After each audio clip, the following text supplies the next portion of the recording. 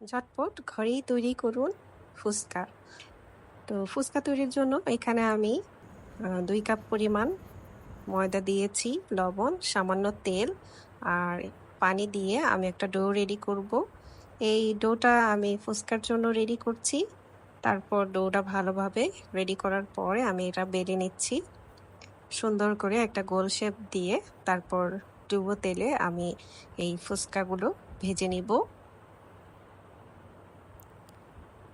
Fuchka ready হতে হতে আমি এদিকে বুট সিদ্ধ করে রেখেছিলাম। বুটটা এখন আমি রেডি করছি।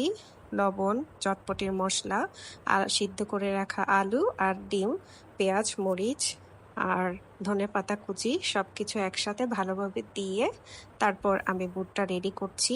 এখন যে ফুচকাটা রেডি করে রেখেছিলাম তার সাথে এইটা আমি লাগিয়ে টকটা দিয়ে ফুচকা তৈরি করে নিলাম।